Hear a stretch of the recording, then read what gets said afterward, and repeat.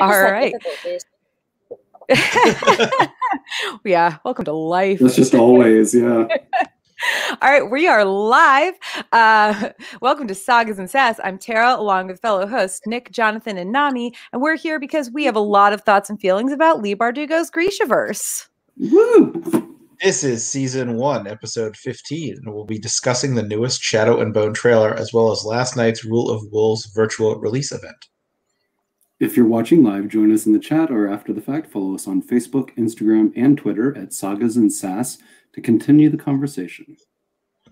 And just a reminder, the views expressed in this show are those of the hosts as individuals and do not necessarily represent the show as a whole. All right, so newsy news stuff first. Want to get this out of the way a little bit. We're doing a giveaway. It can be entered via Rafflecopter, and the link has been posted to our Instagram, our Facebook, and our Twitter. So at Sagas and Sass on any one of those social media sites, you can find the link. Literally, they were all posted on there today, so it should be pretty easy to find, and we'll definitely be sharing it, probably if not daily, then close to that for the next about a week. It ends at 11:59 p.m. Eastern on Tuesday, April 6th, so right before April 7th, which means that a week from today, when we are doing our webcast that will be covering all of Rule of Wolves, we'll also be announcing the winner. So the giveaway includes a copy of Rule of Wolves. It's a long story, but I ended up with very many copies of this. I already knew I was going to have an extra one for the giveaway, but I now have 3 whole copies of Rule of Wolves in my possession. So that's fun. I got to figure out what to do with the third. So yes, it'll include a brand new, never been opened copy of Rule of Wolves. And then also, some years ago, I got the Grishaverse Illumicrate box, and I have used a couple things from it, but 2 things I never really did anything with are this lovely Nikolai calendar. It is a couple years old, but there's no, it's not for any specific year. So the dates are it's just a fun thing you can hang up and honestly reuse over and over again, which I love. There's not even any days of the week. It's just the dates, but it's got some great different Nikolai art in it, Man. I know. Actually, hold on. I want to see what December is now, because that's my birth month. Wow. Oh, he looks evil in that. I don't know if I like it. He looks too plotty. And then last but not least, because this is the most adorable part, is this little Nikolai plushie. He's very cute, and he's got the little smirk, and I love him. But honestly, he sat on a shelf in my house, for years, and it's I just don't, I don't have a lot of room for plushies where I live now. So he is, he comes from a smoke-free home, just FYI, but it's not a pet-free. It's not a pet-free home. He deserves cuddles. Yeah, seriously. He totally does. Look at that face. I didn't quite picture Nikolai that way in my mind. Well, he's It's chibi. just the chibi version. It's chibi. Is it chibi or chibi? Come on, I guess Jonathan. chibi makes more sense. So yeah, he's very cute, and I don't know how tall he is, 8 inches or so, but he's very cute. And I will warn you that I do have pets, so I cannot entirely guarantee that there will not be cat or dog hair on these, but I will try to clean them off before I send anything. It is open to continental U.S. residents only. Sorry, but I'm on a fixed budget and can't afford to be shipping overseas right now, especially right now, because wow. But so the giveaway is open till end of day next Tuesday, and we do ask, the only other rule other than being a continental U.S. resident, we do ask that the one thing you have to do to enter is to follow our Twitter, but we will not be sending the prize to any giveaway or contest accounts. You have to enter from an actual Twitter account that you use for real things. Which is a lesson I learned the hard way years ago. The first and only giveaway I ever did was, Twitter followers Twitter following is the easiest way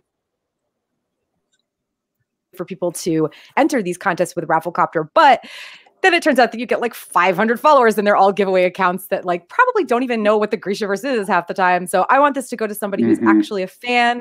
And there you can get additional entries by retweet or by tweeting about the giveaway, and by also viewing our Facebook page. And again, it's all through Rafflecopter. So the tracking is all done via computer, and we'll be doing, a random number shuffle to see who wins next week. All right. So giveaway stuff out of the way. Trailer. Now, first and foremost, we learned last night during the Rule of Wolves virtual event that the trailer actually leaked on Monday. It was not supposed to come out, which I mean, I just kind of figured it came out, you know, and we never knew exactly when it was going to come. So it was very interesting to find out that it jumping on Rule of Wolves hype for it. And I just kind of right. Of course it would come out now because everybody's like actively looking for Grief Shippers content because they're excited for Rule of Wolves. And then Leigh yesterday when she was like, yeah, I did not expect the trailer to come out because it was leaked. And I was like, oh no. Also, Leigh is she's so adorable and soft, and the idea that anyone would leak content of hers and like all of like that bullshit about like the people like getting the book early and then going on Twitter and screaming about it because apparently only Darkling fans got the book, and I just stop hurting Leigh. Oh, see, I missed that, I guess, because one of the reasons why I ended up with an extra copy is because I got a copy from the publisher, but with Lives of Saints, I got that arc like 2 days before the book came out. Maybe it might have been 3 or 4, but it was not that many. And with King of Scars, I got it, I think, about a week before King of Scars came out. But this one literally came yesterday morning. And I thought it was the one I'd ordered from Amazon. Well, the thing but no, it wasn't. It was the one from the publisher, because then I ended up with another copy last night from Amazon. And I was like, oh, well, okay. Well, like, that makes sense, though, because those are arcs. These were, like, legitimate, like, normal ordered books that, like, apparently one specific bookstore fucked up, or, like, one specific, like, shipping agent fucked up, and, like, people got them early. So these were not people who were supposed to get arcs. These were people, like, just regular people, the vast majority of whom were Darkling stans, it seems like, because they all got on Twitter and started raging and posting spoilers without tagging them, and the entire fandom was like, first of all, what the fuck? Second of all, what the actual fuck? Yeah, that's yeah, no, it was a lot, and I felt really bad for Leigh, especially because a whole bunch of Darkling fans also jumped onto Goodreads and like review bombed it with 1 star, and so a whole bunch of other people in response review bombed with 5 stars because they're like, hey, I don't know that this is going to be a 5-star book, but like people fucking suck for doing this. So I'm that's the one thing I hate about Goodreads is that you can rate things that aren't even actually like officially out yet. Like at least with Amazon, because I had an arc of was it Dark Age? Or no, I think it was Iron Gold, one of the Red Rising books. And I tried to review it like before it came out on Amazon, you know, because I had an arc and but they won't even, like, you can't even submit a review before the date it is released. Yeah. So yeah, I don't know. I have many issues with Goodreads. It's kind of, it's like the Facebook of, it's like the crotchety aunt Facebook of book reviews. But so other than the trailer being leaked early, I mean, I'm glad it came out because it gives us one more thing to talk about tonight. Not that last night's event didn't give us enough, but what did you guys think? I mean, it was basically just a more lengthy version of the teaser we already had, but there was a bunch of new stuff. So thoughts? First glimpse of Zoya.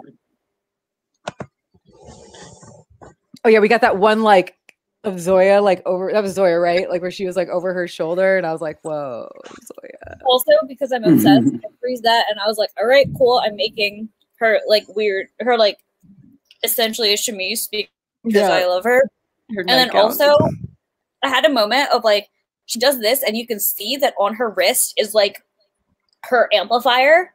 And it's not like a cuff, it's like coming out of her skin. And I was like, oh, that's a choice. That's creepy. I'm into that. That's awesome. Yeah, you had mentioned the idea that of the amplifier like fusing with them. Yeah, it was like very like it was a choice, and I was like, huh, okay.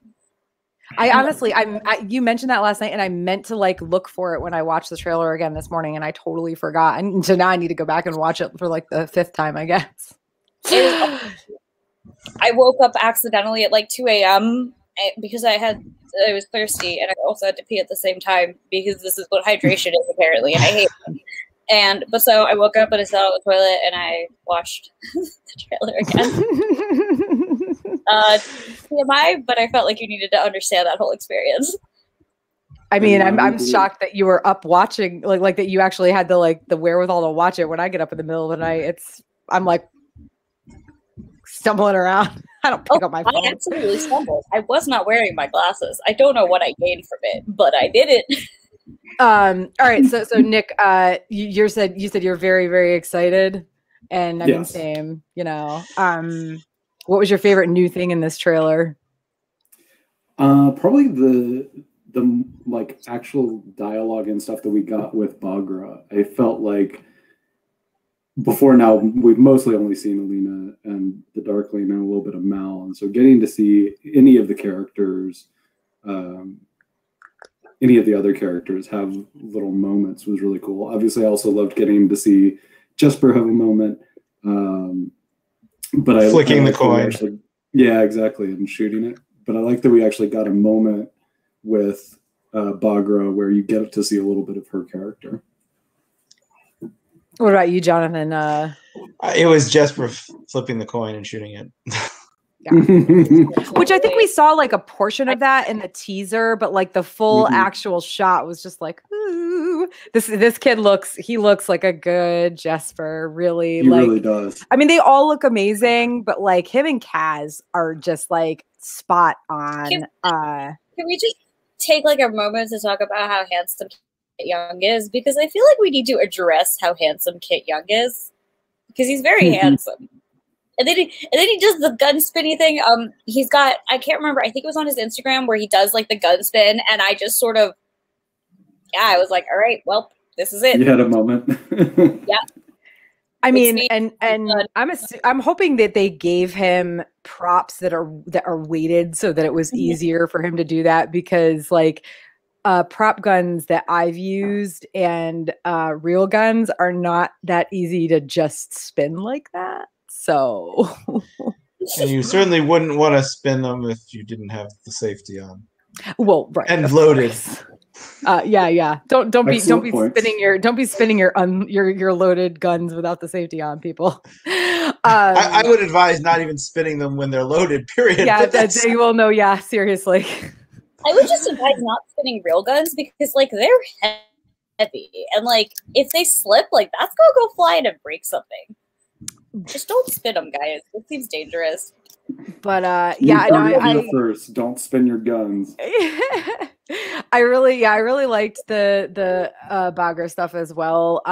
She is a little bit like, I don't know, younger and like sturdier than I imagined, which I know like I didn't expect them to cast, you know, someone as aged or, you know, as what is described in the books, or even like, cause, and also like if they're trying to do makeup on somebody too, that's a lot, but it's still like, okay, so she's, I was always picturing this like more frail, like way older woman who's also like, but suddenly like super mean, you know? So I was a little bit surprised. You were expecting the woman who played Old Nan to, yeah, to be in this. I don't know. I actually I don't know exactly what I was picturing for Baghra.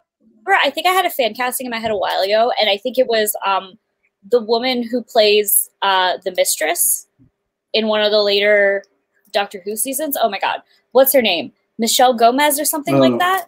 Yeah. Just like, I don't know anything about her personally, but she has like really beautiful, strong, striking features. And I always pictured somebody like that as Baghra. So to me, in my mind, she didn't necessarily look old. She was just like, bam. But like, obviously not young.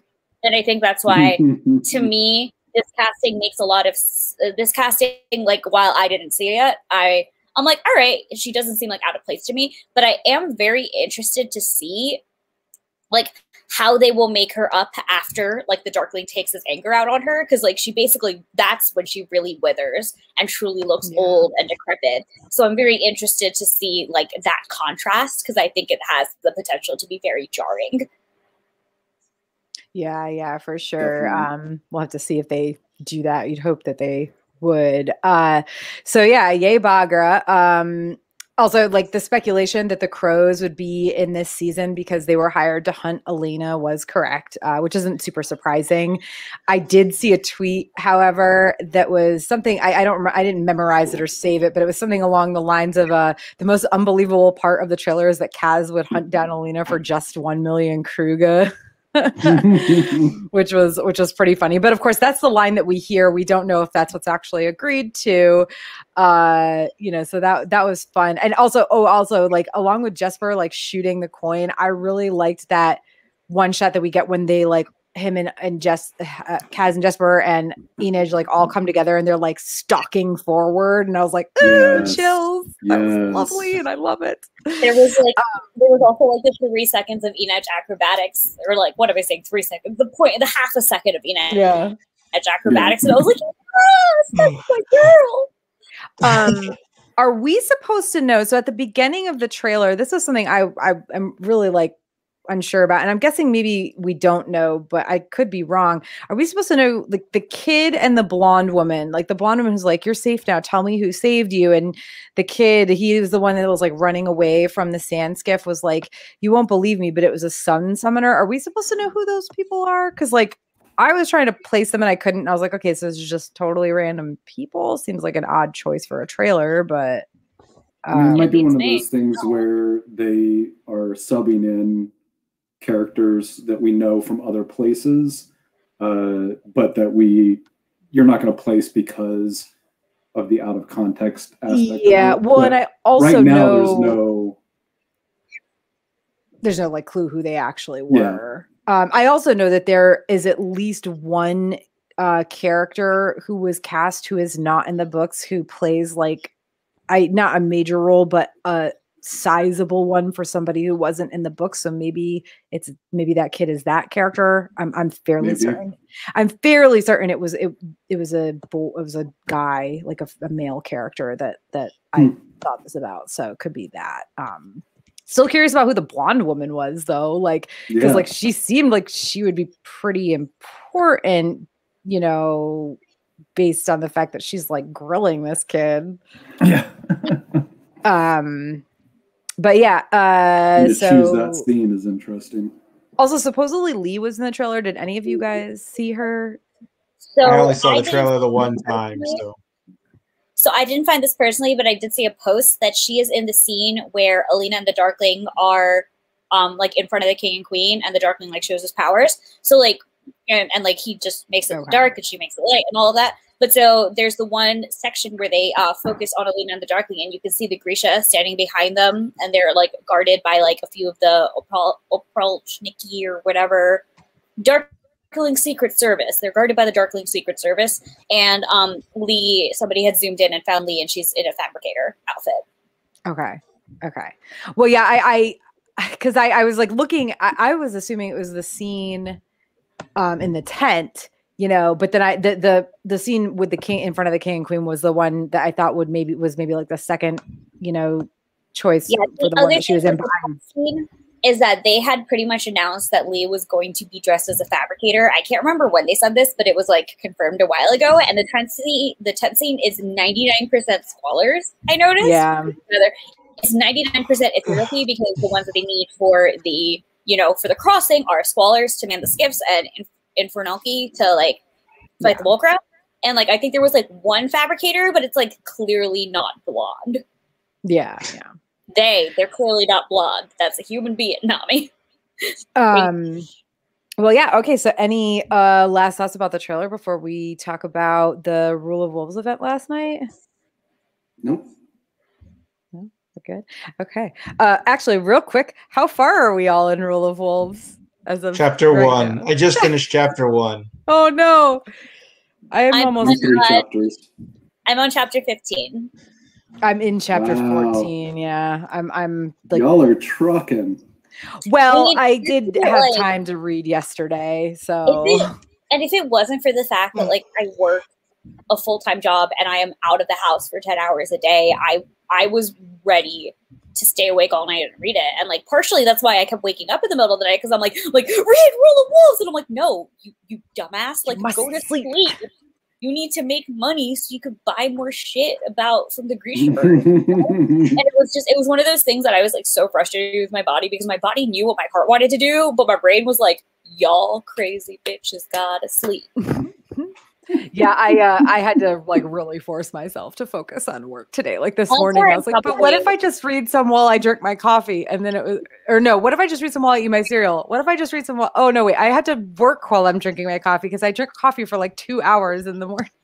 I'm not saying that a large majority of my reading has been done on bathroom breaks at work, but like absolutely, like the 5 minutes I'll go for my bathroom break, I read from the moment I leave my desk. Are you a Kindle reader or do you actually read a book, Nami?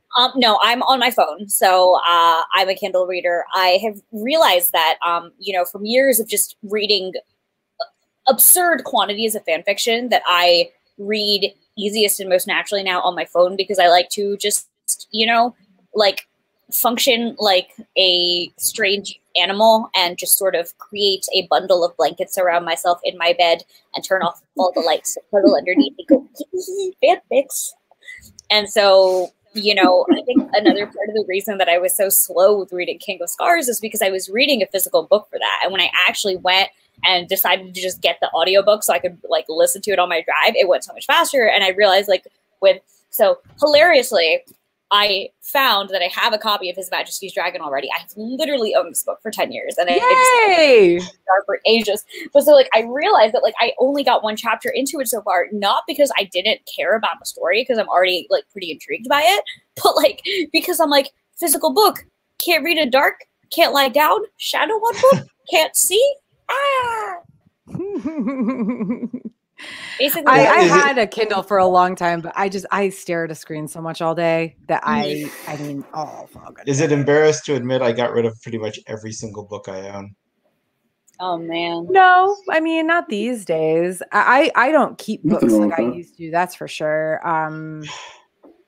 But I also like I like the feel of like a book in my hands. The only time I really read from a Kindle was when I was traveling a lot back in like 2010, 2011, 2012, 2013, because it was just like so much easier, especially when I went to like Europe for 3 weeks, a Kindle versus 6 books that I'm going to read on a 3+ week trip. But yeah, no. So yeah, I had to stop myself from reading this morning. I had to be like, no, Tara, you have to work today. When Dances with Dragons came out, Anna and I were on a driving vacation in the south of France at the time, and we were in the Vale of Aran as the Dance of Dragons was downloading. So, and I all of a sudden it dawned on me, Vale of Aran, is this where he got the idea for the Vale of Aaron? Ha! Probably. I mean, that's one of those things. Let's be real. Whenever, if ever, the next game of like Song of Ice and Fire book comes out, I'm probably going to have to take time off because there's just no way I would be able to. Yeah, with all the the Ice and Fire con and everything, I would have to take time off. I would need to finish that book ASAP. But anyway, okay. So last night's event, it was hosted by Vroman's Bookstore. And for anybody who is watching or listening to this who didn't attend, it started around 6:15-ish Pacific time. And for the first 45 minutes, it was just like a lot of fan chatter. Like people were able to submit questions for Leigh to answer. And there was a lot of chat. I mean, honestly, there was a chat window on the side that was moving so fast. Like I couldn't keep up with it. I would be like in the middle of reading something and it would scroll up. There were so many people in it. And like very, very talkative people. And then they did a scavenger hunt to find like the Grishaverse. You had to find like at least 7 Grishaverse items in your house off of a list that they gave. And then there was a little like costume contest type thing. Oh, then there was trivia, but that wasn't like a contest. It was just like they asked questions and you could answer them in the chat. And then there was like a little costume contest thing. But like, again, like, not shitting on it at all, but there were way too many people. And like for me, I didn't really realize it until the trivia thing came up, but it was lagging a lot for me. Cause like the trivia questions and the host reading them, they were popping up, and like, I'd already seen like 50 people answering it in the sidebar, and I have really good internet. So I know it wasn't my internet, it's no big deal. But yeah, so I don't know. Any, do you guys have any thoughts about like that, the fan stuff that happened the first like 45 minutes? So I personally didn't actually join until 5 minutes before Leigh was supposed to come on, just because I like know my attention span, and I knew that well, first of all, just embarrassing story. I rushed home from work because I thought it was starting at 7 p.m. Eastern time. I thought the same thing. So the part with Leigh, I thought it was starting at 7 p.m. Eastern, but it was actually starting at 10 p.m. Eastern, aka 7 p.m. Pacific time. And so I rushed home and I felt real dumb. And so I was like, you know what? Screw it. I'm taking a nap. So I took a nap and I woke up at 7:45, and then I hit, or rather at 9:45, and then I hit sleep. And then so I actually woke up at 9:54, and I was like, oh shit, you got to do it now. So I got on there just in time to scream, I'm Casual Zoya, in the chat like 7 times, just in case they were like, hey, we're going to choose this dumbass for the cosplay thing. Let it be known, I was literally just wearing this, but like also with my like college bookstore like Ravka sweater. So it was not cosplay. I was just really banking on not being noticed. But yeah, anybody else have thoughts on the, I know Jonathan, you said you were having like video issues, right? I did, and I think what embarrassing, I actually scheduled another event at the same time, plus my other passion of basketball was going on. So I was trying to multitask throughout the event and do my fantasy baseball draft on one computer, listen to Leigh Bardugo on another, and actually watch the basketball game. So, but I used my old computer, and I just think I never updated the video drivers is what I'm assuming happened. So I had no video. I just had audio. The audio was clear as day, and I could hear everything, so I was good. And I could see the chat, but I could not see any of I got a green screen, so it looked like they were, making an Avengers movie. I mean, honestly, most of it was the audio, so I don't feel like. Yeah, I would say I missed the cosplay. I would have liked to have seen that. So you may want to comment on how the cosplay was. Well, I mean, if you, I don't know, I don't know if the replay is still available. It's still available. So if you have the info, you can still. Yeah, you can sign back in and just skip to the cosplay stuff and watch it. There, the sad thing, unfortunately, about the cosplay was that there's so many people shouting out in the chat. I'm in cosplay, I'm in cosplay, I'm in cosplay, and the host is trying to pick people from it like just as she sees them. And it was, and then a couple people that were in that did the cosplay stuff had like connection issues. So it was like I feel like.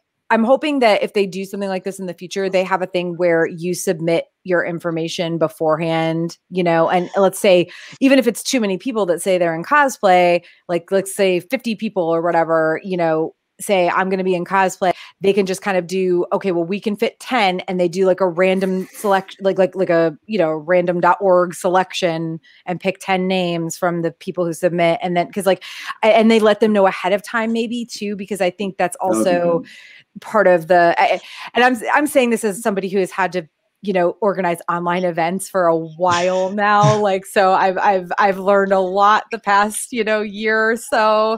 And again, like not shitting on them. Like it was still a fun little thing. I love that it was like, I love that it was spontaneous. But unfortunately the connection issues and the number of people that were that were involved in the event just made it really difficult. I felt bad for the host because like she was trying so hard, and like she had a couple people that their connections were bad, and like she was, I think, able to eventually get all of them on, for like, even if they were disconnected, earlier, she was able to bring them back on. But yeah, I think that hopefully if they do something like this again, that you know, that they could definitely forgo some of that by like just asking people for submissions ahead of time. I don't think they were anticipating the lag either, which was definitely part of the problem. But yeah, I don't know how many people were in the event, like, but I think when we originally, like when we signed on for the first time, it might have told us like there were X number of people registered, and it was a lot, like a lot. So yeah, any other thoughts on the pre-Leigh Bardugo stuff? I will say, like, the fandom was, even though the chat was like a bit of a mess and hard to keep up with, the fandom was really, really, really nice. Like, everybody was just being so just loving all the costumes, having fun with the trivia. Like, I did not, and granted, again, moving very fast, but I did not see, like, everybody was just so positive and lovely. And I just like really hope that that continues in this fandom, because like it's generally what I've seen elsewhere too so far. So the fandom is lovely, and every now and then the Darkling stands emerge, and we just hiss them until they go back into the woodworks where they belong. The garbage of children. I mean, I've seen some people who are Darkling fans who are like, listen, I know that this isn't like good in real life, but like I'm still gonna. That's not who I'm talking about. I'm not talking about the people who like him as a character and think he's a well-written villain, etc., etc. I'm talking about the people who are like, ooh, Alexander, my son, Leigh Bardugo just hates him. Why does she hate my baby? He's wonderful. Oh yeah, the 1-star reviews on Goodreads. Yeah, like people. Those are the people I'm talking about. Like, I'm not talking about the people who are like, oh yeah, no, like he's a terrible person. I understand that, but like I still like his character. I like you can like a terrible character without being a stan of a terrible character. I specifically mean the stands. Like, go die in a hole. Stop I it. will also say this whole like having two homes on opposite sides of the country, I was a little bit sad about the scavenger hunt, because if I had actually had all of my Grishaverse stuff here in California with me, or if I'd been back in South Carolina, I absolutely would have had all 7 items. Not that I would have necessarily gotten to show them off, but and P.S. I don't remember what they were, but like P.S. I did get this yesterday as well. Yeah, you got it too. I got and the pin. And then the pin. The pin, yeah. So I have the pin separately because I'm a gremlin who bullet journals. I cut out the "thank you for being a part of the Grishaverse" and put it into my journal. Yeah, I was very excited because I like wasn't sure that I was gonna get. Did you not put in for the freebies with your like pre-order, Nick? With the Vroman thing? Yeah, no, it wasn't with Vromans. It was like if you had pre-ordered a copy of the book, it didn't matter if it was Kindle or whatever. There was a link that I put in the chat where you could sign up for like freebies. Oh no, I hadn't done that. Apparently, I didn't either. Yeah, that's what those are from.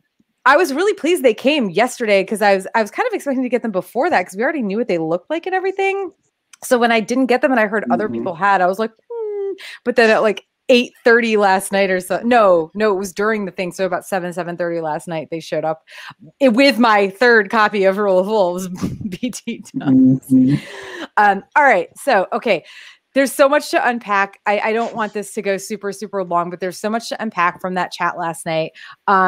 First and foremost, the whole thing was very lovely. The gentleman whose name I can't remember, who Daniel was Daniel, the moderator, he was great. I really loved that instead of like a generic Q&A, he went with like a fun route with it and like typed in is Leigh Bardugo on Google, and like they were like, she had to answer the questions because like some of them were really funny.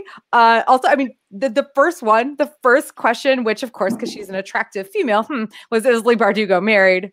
Boy, let me tell you how shocked I am that was one. But like, she's not married, but she announced that she was engaged, and apparently she'd actually never announced that publicly. So that was really fun. So I think my favorite was, is Leigh Bardugo a witch? I enjoyed that. Yes, that was great.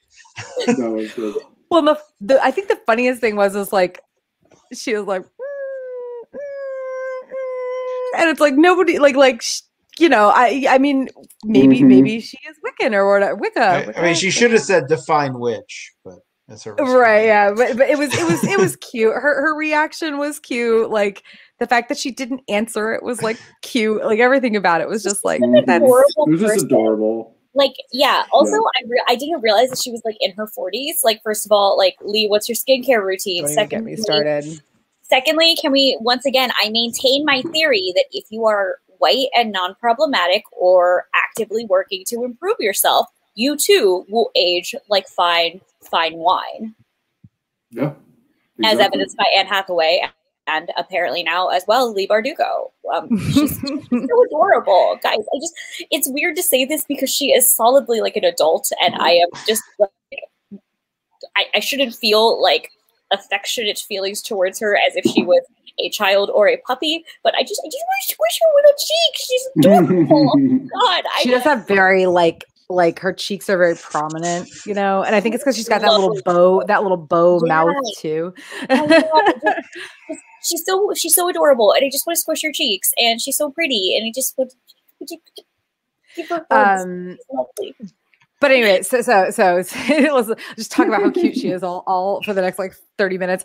Okay, so in terms of not having the video, Jonathan, I think the only thing that you miss other than the cosplay stuff that I would definitely go ahead and like fast forward to is the reading that they did. Oh, yeah. Because I like when Holly Black came on, the chat went freaking nuts, and she was dressed up. She was in a costume, and it was hilarious. And she was hilarious. Like she had a prop, like the gemstone encrusted like wine cup, you know, it was like a prop one, you know, it's not. She was wearing like a fake mustache, and it was obnoxious. And would reach up and twirl it every now and then. It was amazing. And to be honest, like when she showed up and everybody's like Holly Black, I was like, why does that name sound familiar? So I had to like look up what she writes. So she's another YA. She's like, another YA author, yeah. Yeah, and you know, she's as soon as like I saw the books that she writes, I was like, okay, that's why her name is familiar. I know these books. I've not read them,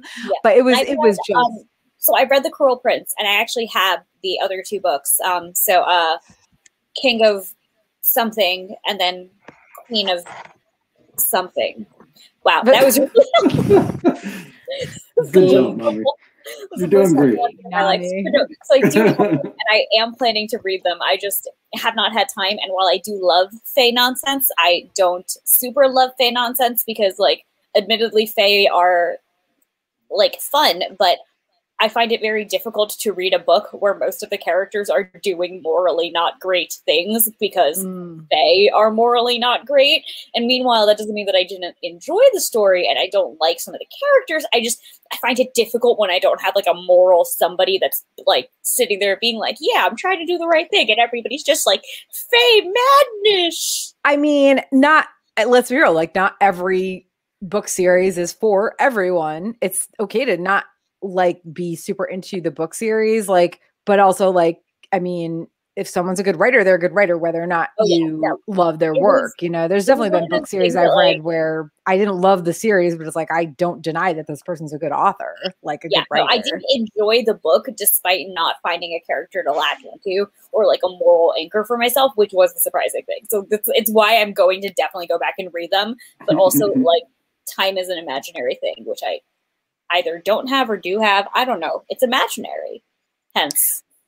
But yeah, Jonathan, again, like, because you didn't have the video, I would definitely, if you're going to go back in to check out the cosplay stuff, I would check out the reading. It was really fun. I loved what they did with it. I loved that it wasn't just Leigh, like, not that I would have minded Leigh just reading the passage, but like they had the host, the moderator's wife in as the narrator, you know, and I'm not saying this for your benefit, Jonathan. I'm saying this for the benefit of anybody listening to this as a podcast. Like the host's wife was the narrator, and the host Daniel was Count Kierrigan, different from General Kierrigan in the show, and then Leigh was Zoya, and Holly Black, you know, popped in as Hiram Shank at the end. So it was a lot of fun. I loved that they did like a play thing with it, you know, rather than just it being a straight reading. So it was really cute. And also, there was like a moment in the middle where they like skipped some section of the scene because it was spoilers, and they all really adorably like pretended to run ahead, and it just like it should be illegal for people to be that collectively cute. But yeah, so other things that like the first thing that Leigh said that really like hit me was when she was talking about, somebody asked, one of the questions was whether or not there was, or whether she was writing a sequel to Ninth House. And she is supposed to be, that there's definitely one coming down the pipes. It also has been picked up by Amazon, so there's that as well. But she was talking about how she's so, she's too busy doing other things. They're enjoyable things like helping promote the show. Now promoting Rule of Wolves, among other things. And she's saying, I'm too busy doing these other things. Like what, I really should be writing. I want to be writing. I'm a better person when I'm writing. And my God, I felt that like in like the deepest core of my core. Like there's so many things I do that I enjoy, organizing Ice and FireCon, running this webcast. But my God, like I feel happiest when I'm writing on a regular basis. And I can't remember the last time. It's been years since I had time to do that. So I was just like, oh, I feel you, girl. I do. Hardcore. Yeah, I miss my fan fiction writing days. I also, like, she gave some advice. Like, one of the questions she answered was, like, like, for budding authors, like, what's your advice? And I just think the thing that really stuck with me was her thing that said, like, finish your draft. Like, write your entire draft. Don't try to make things perfect. Don't even try to edit in your first round. Just write it. And she was, like, even talking about how, like, with all of her drafts, she has like a draft 0 that's like not even meant for people's eyes. It's just for her to get her thoughts down on paper. And that is so, so, so important, because like I literally wrote again for the first time ever for this fandom, because I wrote for the Grishaverse Big Bang last year. And I just remember like struggling so much to actually write, because while I had ideas and stuff, I was like, no, it has to be perfect. It has to be perfect. It has to be perfect. Like all of that pressure just like makes you not engage with your craft when you love it. And, just letting yourself like spit it out, get it on paper. And her thing was that she also said, she's like, the first thing you write, like your first full draft isn't going to be good. It's not going to have like, it's going to be filled with cliches. It's going to have tropes. It's going to be, the parts won't be original, and that's fine. Like it's a draft for a reason. And people really need to get comfortable with drafting and the idea of drafting. Those final words are mine, but the whole like the sentiment and the overarching thing was Leigh's, and she was like, and the way that you handle like your bad days when you feel like you can't write, that's like really like that's kind of like what's important. And if you can get through that, you can get through anything. And then she jokingly at the end, although let's be fair, we're all going to do this, she was like, and if any of you guys end up publishing your books, you have to put me in the credits and the acknowledgements. And I'm like, yes, Leigh, we all will. We will. I thought it was interesting that she said she didn't sell her first book till she was 37, and then she's 44. Oh, I did too. She's 44 now, and that means that she's basically cranked out over a book a year. Yeah. It's really interesting to think about, and it's really refreshing to think about, because as somebody who is solidly still mid-20s, it's nice to be reminded with once again a positive role model that you don't have to do your amazing thing in your 20s. You don't have to do your amazing thing in your early 30s either. You can literally get it done whenever, and time is imaginary as long as you just keep on trucking. Yeah, a couple of years ago, my daughter was lamenting that she's like, I'm still not even working yet and all this other stuff. And I'm like, don't worry about it. And I got this list from Forbes of like 10 billionaires and what they were doing at 25. And one of them was a farrier, one of them was a bartender. Some of them were unemployed, some of them were, Oprah Winfrey, I think, was a weather girl at the time. So I don't so much care about like the billionaire part of it as it is like feeling like you've accomplished something, And I mean, I didn't accomplish any of my biggest things until I was in my early 30s. Like I think we as a society like to hyper focus on child prodigies and success at young ages, and it's so disheartening for people, because that is incredibly rare. That is less than 1%, and most people are they're getting their successes later in life, which is absolutely normal, but they don't feel like they're as successful because it's like, oh, look at that young kid who did the same thing as me 20 years ago. And it's like, no, screw that, you did it, you go girl or boy, or not. Take Faye being Taking that one step, one of the most depressing things I ever saw in my life was years ago during the poker boom. I was watching the World Series of Poker, and they did a profile on some poker player named Dutch Boyd, who apparently had been some child genius who had graduated from college at the age of like 13 and had got his master's degree and his PhD by the time he was 18. And he goes, now he was 24. And he said he'd done everything in life he needed to do. So the next only thing left to do is win the World Series of Poker. And I was like, well, how about curing cancer or something? You know, if you're that smart, all you want to do is win a poker tournament. Hey, to each their own. But yeah, no, she definitely had a lot of very encouraging things to say to like people, like creatives especially, which was just lovely. You know, it was all very lovely. When one of the questions was, does she have a pen name? And she said, you know, no, because like I'm petty and I want people to like, I wanted people to see my name on a book at the bookstore and be like mad about it. And I was like, okay, yeah, I feel that. Yeah, like that's a whole mood. Why would someone get mad about it though? Well, because they'd given her a hard time. Yeah. She was talking about people that gave her hard times and stuff. Like, listen, like I'm a very friendly, like outgoing person, but there are definitely people out there who don't like me, probably even hate me. And like, yeah, I have no qualms about the fact that like there's that little petty part of me that's like, I wouldn't want a pen name either because I want people to see that and know that that's me. You know, yeah, like know that I did a big thing. Mm-hmm. I like how she straight up rolled into that question and just screamed, "Die mad about it" into the void. I was like, very nice. I also, one of my other favorite, like, it shows like, how human she is, which I love. Yeah, no, she's like very attitudey and like surprisingly sassy, which was really, really nice. Because I think so. A couple things that really stood out to me was one, she was like, I always thought my self-insert was Kaz because you know Leigh is also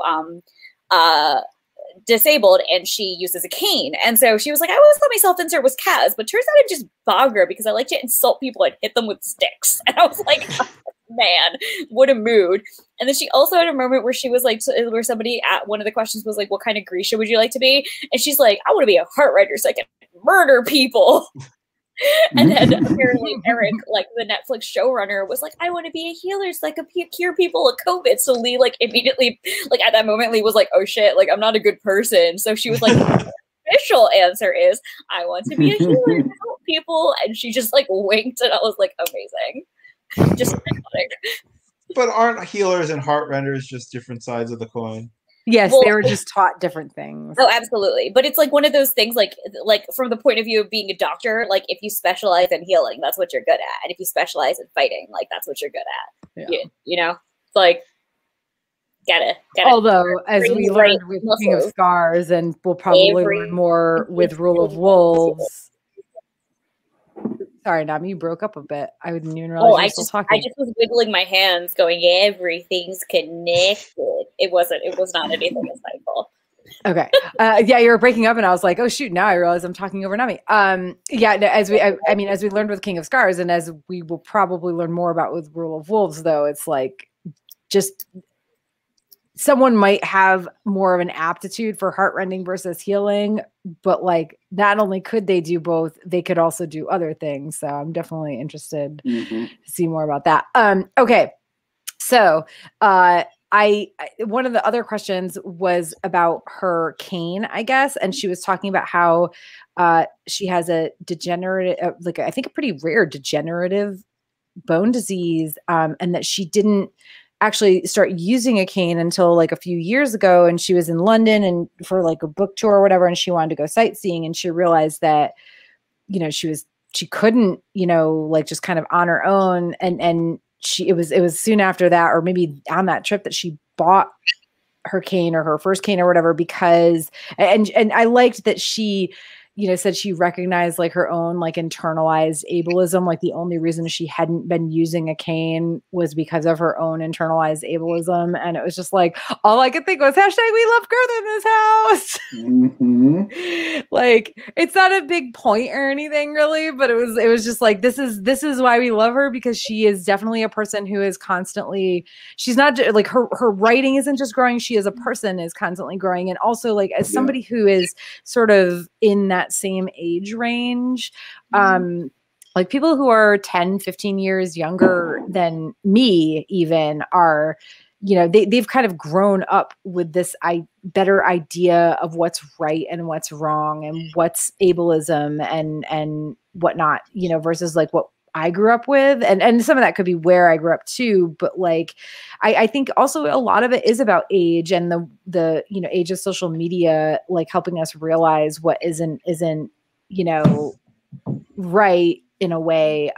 So I was just like, yeah. I don't know. It was a very like sweet, answer to like a kind of question that's like, is that maybe like a little bit much, but for her to be answering like from Google about her,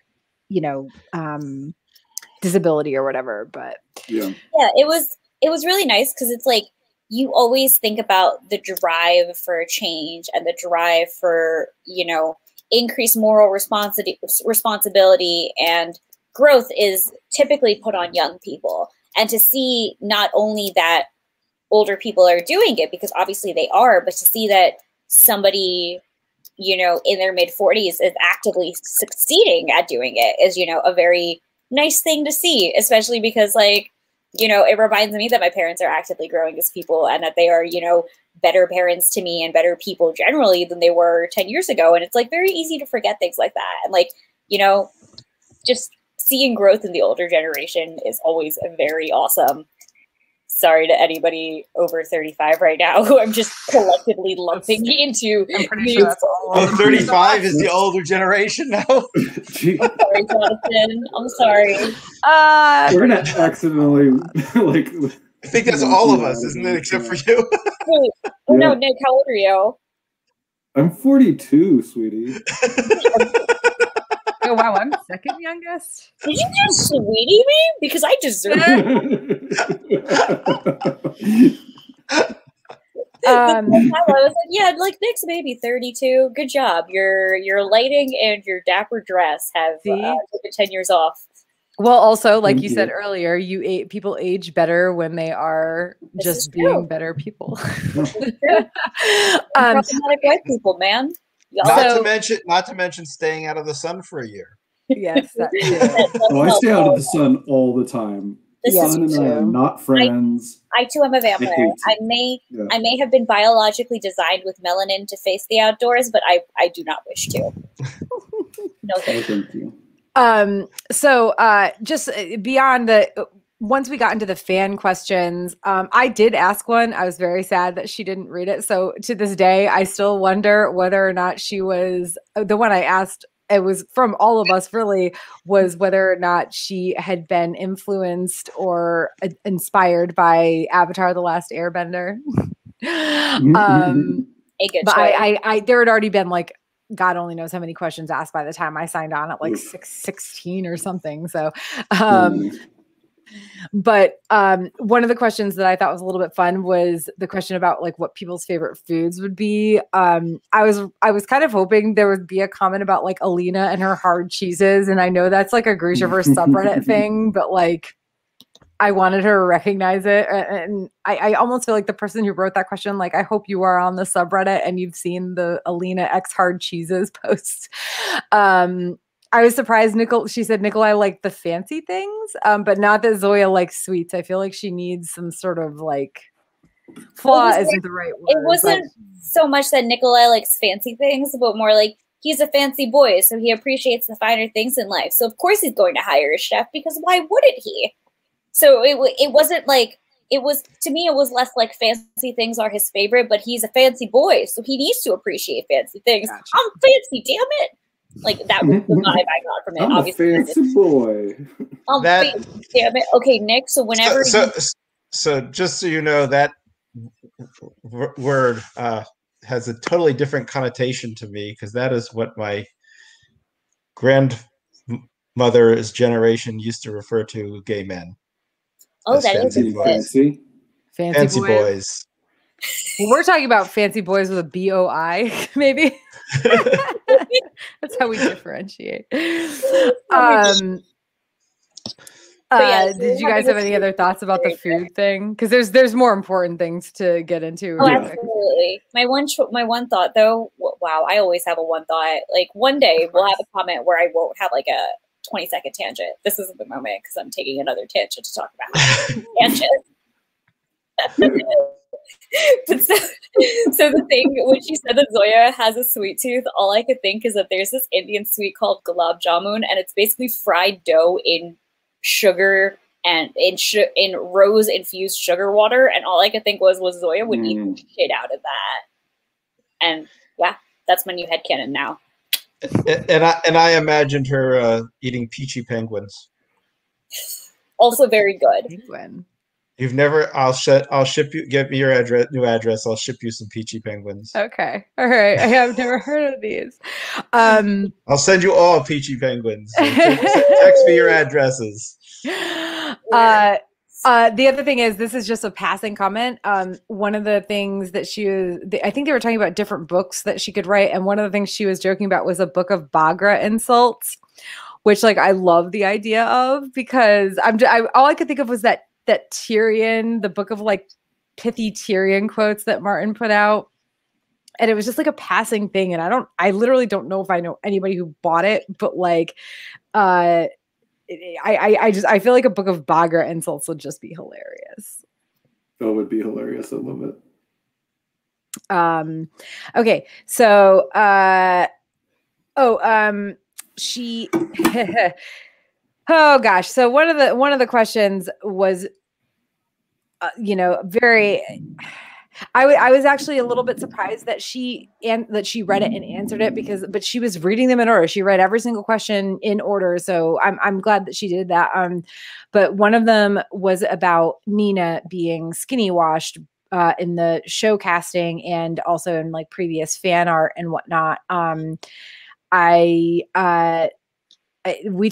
all talked about this a lot in our, chat last night during and after the event. I was surprised but pleased that she read and answered it. Like her speaking about her own, body struggles, body size struggles, and mentioning that the actress playing Nina had some of those struggles as well and had lost roles previously because of her weight, even though she's not a really like big person or whatever.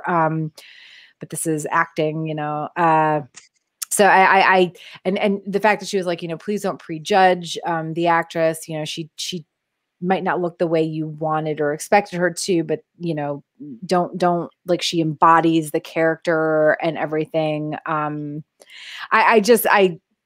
We chatted about this a lot last night, but I feel like there was a lot of the way Leigh answered the question was like the absolute best answer we could possibly expect from her, especially considering she revealed like her own struggles and issues with like her weight and everything. And I mean, yeah. I honestly haven't really gotten a good look at the actress playing Nina. Like I've seen pictures of her. To be honest, she looks like any other like kind of normal sized actress to me. But like I also not skinny, and I think like she's not like your typical stick skinny actress, but I also haven't super examined her. But also like another thing to really point out is that I personally don't have a lot of vested interest in Nina being portrayed as plus size because I am not plus sized, and even though I do struggle with body issues and with weight gain and with feeling insecure about my body due to that, I'm not emotionally tied to Nina in that way. And I think one of the big reasons that I'm happy that Leigh addressed this question is because the OP in question who was asking this clarified, in our so not only did OP ask the question, but OP like posted a remark after thanking Leigh for, responding and for expressing that the reason that she felt a bit frustrated with this is because she's size 26 and there isn't any representation, for size 26 women in media like this. And I think a thing that was really poignant is that Leigh was talking about how Nina was sort of made in her image and has her same body type, in that, you know, she has boobs, she has a butt, she has she has a tummy. And, you know, and Leigh was talking about how she, you know, fluctuates between a size 18 and a size 22. And I think it's important to note that there also isn't representation for that. There isn't representation for, you know, the woman who looks normal but has a tummy, because, you know, even the plus size models you see have skinny waists and flat stomachs and big boobs and big butt. And, you know, and that's also, once again, like, not a realistic body type, but also there are so many different body types, it's unfair to plug a certain body type that's not realistic. And another thing that Leigh addresses is that there's so many different kinds of fat.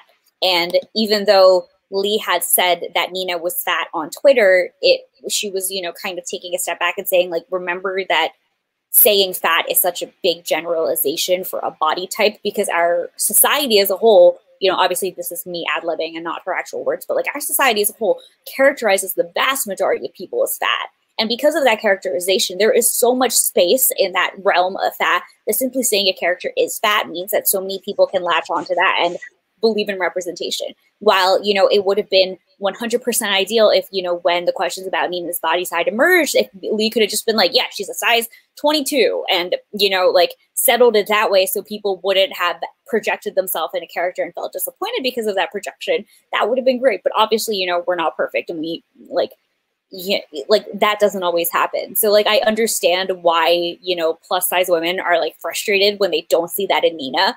But I think getting upset about Nina's casting because she isn't plus sized enough is also detrimental in a way that invalidates the struggles of women who are, you know, that size and struggling with it. And also, once again, this isn't to say that, like, you know, like, the struggle you face as somebody who's a size 26 versus a size 16 isn't vastly different, because it is. But it's very important to keep in mind what an author's intention is for something. And Leigh specifically portrayed Nina as this way because, in her own words, Nina has the same body type as her. So I think it's like, while a lot of people may be rightfully frustrated at Nina's portrayal, I think it's very important to acknowledge that this is the portrayal that Leigh did want and that she had always intended. And while it would have been nice that we didn't misconstrue that, unfortunately, it did happen. And we shouldn't be mad about it. And once again, that doesn't mean that Nina can't be 100% fat in your head, because she absolutely can. And if that makes you feel like beautiful and strong because you are like Nina, like, fuck yes, absolutely. Well, I mean, and also, like, we have to remember that our societies, especially in the US, like, our society's ideas of, like, what is plus size and or what is heavy or fat are, like, just so all over the board. Like, I mean, I'm slim, I'm very athletic. Like, I'm not skinny, I'm not stick skinny, but I am an athletic person. I that's just how I'm built. And also I work out a lot. But in the past, when I was struggling with depression and probably drinking too much and eating crappy food and not working out as much, like, I weighed, 40 pounds more than I do now. And, like, at those times I was like a size like 12, which is technically considered plus size in this, you know, in this country. And really, I think in the world, really, and like, nobody ever would have cast me as like a character in a major fantasy series. Like, it sucks because it's like what we get or not we, because I can't put myself in those shoes, but what people get for like plus size representation is you have it, but it's either portrayed as a joke, or it's like, I mean, I hate to say it, but like Rebel Wilson or Melissa McCarthy, and then years go by, and the more roles they get, the skinnier they get. Yeah, it's almost always a line. And I think it's so frustrating because, like, if you think about it, like, literally Bridgerton just came out, and the beautiful actress who plays, oh my God, what's her name? Penelope. Penelope. Gorgeous woman. The way they costumed her makes her look, first of all, 10 sizes bigger than she is. And if you read the books and you, like, pay attention to the series, like, her weight is the punchline, and everybody's like, haha, why is she, debuting, like, she's not pretty, she's unattractive because of her weight, and it's such bullshit. And, like, you know, she weighs how many stone or whatever, which is, and actually it's amusing because in the second book, the what is it? I literally bought the second book because I was like, all right, I gotta know what happens next. I normally am not a romance novel person, but I gotta know what happens next. And apparently between the first book and the second book, she loses a bunch of weight, so she becomes skinny. Well, they better not make her do that in the show. I hope they don't. Yeah, because she's first so off, like, so that would be stinking. bullshit to make an actress go through that. And second of all, just make her gowns freaking fit her. You don't put the bust line of a Regency bodice in the middle of the titty. That's not how it works. Don't get me wrong. I love the costuming. They made a lot of really great choices. But learn how to fit busts, empire waists on big titty ladies, because that's not how it works, y'all.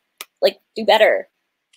But yeah, no, I mean, you said everything like I could possibly think of to say, you know, about the weight question. And again, I just want to reiterate how kind and like eloquent Leigh was when she was answering this question, because like maybe you don't necessarily like her answer, but it doesn't mean that it wasn't like everything about it was just very positive and very good, and you know, trying her best to well, I mean, the person who asked the question was pleased with what was said, and I think that's what matters the most. And I think it's like, it's so important that she very specifically mentioned to not get on the actress who portrays Nina's back about this, because she mentioned that the reason she picked this actress is because when Daniela walked into the interview or into the casting, that she embodied Nina.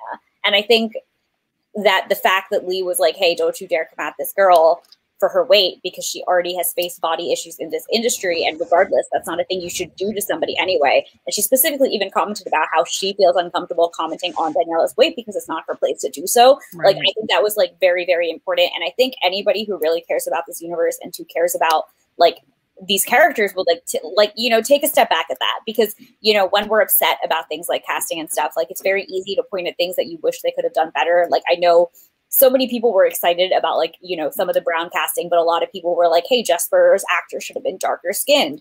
And, you know, while that's a very valid point, it's like, it's very different to say that as a criticism and then to personally attack the actor for that, because, like, well, I mean, and also first off, it is their job to get jobs. Jesper in the books is mixed race. I can't remember exactly how his skin color is described, but like, I have two mixed race nieces. My older niece is very dark, very dark, but she has white girl hair. Like, her hair is perfectly, it's curly, but it's like perfectly just smooth and fine and gorgeous. And then like, and I'm not saying that black hair isn't gorgeous, but I'm saying like, she has this, like, she's this dark skin with white girl hair. And then my younger niece is very light skinned, very light skinned. And she has like black person hair and still gorgeous. Like this just, oh gosh, like the most adorable, like cutest little, like very light afro. You know, just so stinking cute. And it's like, you never like mixed race. Like I mean, I can't remember how his skin was described, but I can't remember if this is a fandom portrayer, if this is a canon portrayal or a fanon portrayal. But I know that a lot of the sentiment was that Jesper should have been darker skinned. And it's one of those things that it's like, while this is a completely valid thing to ask for in the, you know, quest for rep, that it's like another thing to directly attack an actor for it. And like, nobody should ever have to deal with that, because like, think about body shaming on just like a very personal level, and then think about it on a fandom level, because come on, let's be real. Like, fandoms can be very assholey places, especially when we think we're standing up for something that is right. And even something that is, you know, very emotionally driven for the right thing, which is, you know, wanting rep for somebody who is plus size, like you imagined, like attacking an actor for it and like making them feel bad about their body is absolutely not okay. And the fact that Leigh was very much like, don't you dare, but like also being very kind. And it was like very like, please don't stern look. And I was like, very good. A+ Leigh. And I had another thought in there somewhere. I don't know. It's like gone now. I recycled it. Threw it the heck out. Well, that's okay. We're getting kind of close to needing to wrap this up, but I wanted to do a real quick point, couple quick points One, I love that she said she originally wrote Nikolai or she was trying to write Nikolai as being Han Solo, but she ended up writing him more like Lando, which is so true. He's definitely way more Lando than Han. Also, John, you said that I honestly had I glossed over the fact that she was originally going to kill off Nikolai. Yeah, in the first series. Yeah, and I mean, we all know that's crazy now because we wouldn't have she would be missing it out on an entire series. Yeah. But yeah, I kind of glossed over that, but yeah, it's a bigger thing than I really considered at the time. Speaking of Nikolai, she did mention the fact that she's seen there's not enough Nikolai in the Nikolai duology complaints. I love that she addressed that as Nikolai's story is Ravka's story, because I know it's called the Nikolai duology, but that was probably a marketing thing, and who knows how much control she had over that. And also, I love Nikolai. I don't feel like he's missing from either of these books, from King of Scars or from Rule of Wolves so far. I think people wanted what was, all Alina all the time in the original trilogy when she said the Nikolai duology. And, I think, while I get that, I think that would also make for a very boring book, especially now that that she's very good at writing different perspectives and different POVs within one book.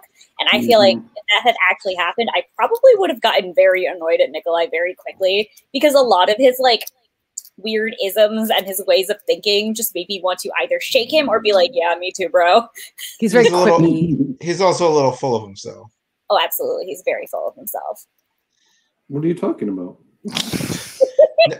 I actually would want to go back a second to what do you think would have happened had she killed him off? Where would that have ended the book? Because the ending, well, I think even the ending of the first series is very different if he's not alive. Can Alina go and be a nobody? I mean, I don't know. Yeah, I feel like he might have actually forced Alina to stay and take some power if he hadn't been there to fill that power vacuum. Just because, there sort of was really nobody else morally good who was, sort of, morally good and, ordained to have power in that place at that time. And so I think it would have been a very different ending for Alina if Nikolai had actually been killed. And a very different image for Alina in Ravka, just personally, because Leigh had said that if Nikolai died, Alina would have been framed for it. And I think that's another, I'm glad she kind of went away from that plot point, because poor girl had enough to deal with in her country as it was. All right. So there's two more things I want to talk about before we wrap up. The first one is, and Nick and Nami, I think you guys, probably Nick more than Nami, and I know Jonathan had some comments on it, but the clarification that we made about how she would never write a Nazi Jewish romance. Yeah, it was the words I needed out loud, and then she said it, and I was very happy. This response was prompted because somebody had asked if the Jewish people had influenced the Grisha, and she said yes, but in a very specific way. So I don't remember what exactly she said it was, but it was something along the lines of the Jewish scientists who helped make nuclear technology or something like that. And she was so that was the influence to it. And she very specifically also mentions that while she sees the parallels that people have drawn between the Druskel and the Nazis, that it's very important to acknowledge that the Grisha are not innocent civilians in this story, and that they very much have power and are fighting back, unlike, the innocent Jewish people who were put to death in concentration camps. And while I technically disagree with that on a certain level, because, for example, the Fjordan Grisha are not fighting back, they're just trying to survive, I understand what she means and why she means that while the Druskel have their hatred, that while they are, I believe her exact words were, they are hatred and they are hateful and terrible, but they are not as terrible as the Nazis. I understand that point. I think the point that she was trying to make is that the hatred that the Druskel have in this universe are driven by the legitimate fear that the Grisha do have powers that they do not understand. So it's very much like, you know, the X-Men sort of parallel. And like innocents are definitely getting wrapped up in it, and that's not correct, and they're still hateful and they're very, very wrong, but they are not Nazis.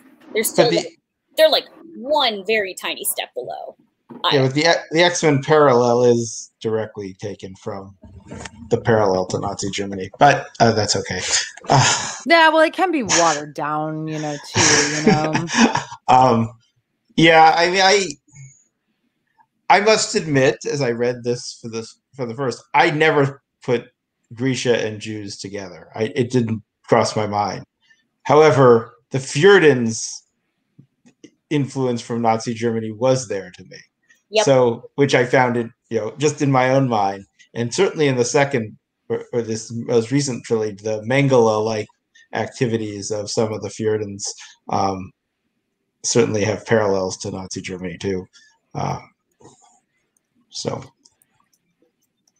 yeah, Yep. I can definitely see how people would have inferred that issue. Yeah.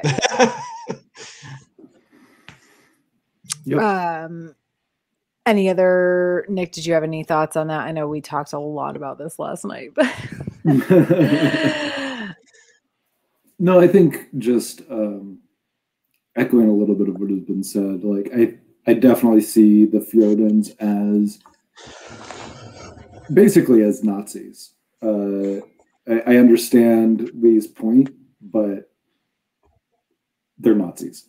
yeah, and what I also agree with, though, is that I did not necessarily see Grisha as Jews, and I think that is an important distinction. I think it is really important to hear Leigh say, "I was in no way writing a Nazi Jewish love story."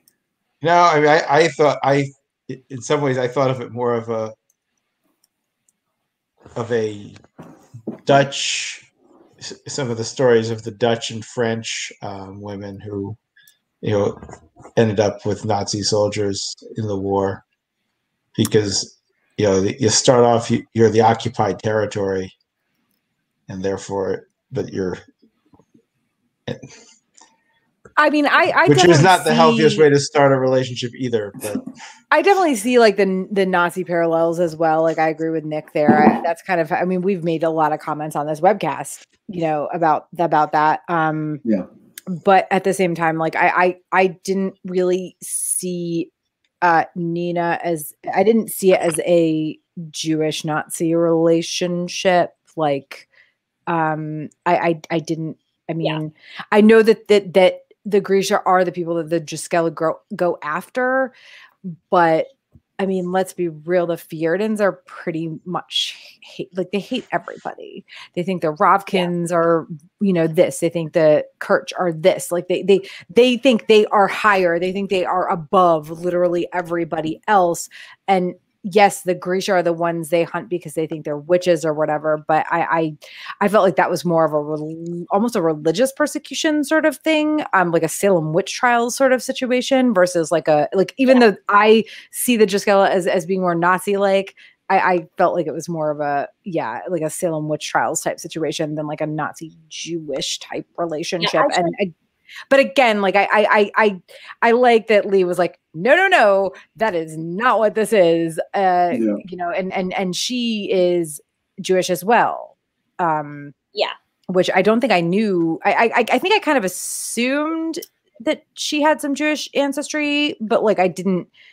It's never been like explicitly stated in anything I've seen or read. But you know, so she clarified, you know, last night she mentioned last night that she, you know, was Jewish or had Jewish ancestry. And so, yeah, it was still good to have her clarify, like, that's I think also one thing I should definitely clarify is that me explaining her reasoning does not mean that I necessarily agree with it, because I definitely still absolutely am like, Druskell are Nazis. Like that is still absolutely my stance. And I do definitely agree once more with the Grisha of Ravka are not Jews. And I would like to specify that because actually the more I think about it, the more I do see a specific Jewish parallel, but that Jewish parallel is within like the Grisha that are hiding within Fjördal, like born and raised there. Like they would be the Jewish parallel, if any, because they are, the actual innocent people that are being persecuted, because it's not like they don't know anything about their powers. They don't know any better. They've been raised in this society that like makes them think they're terrible and, all of that nonsense.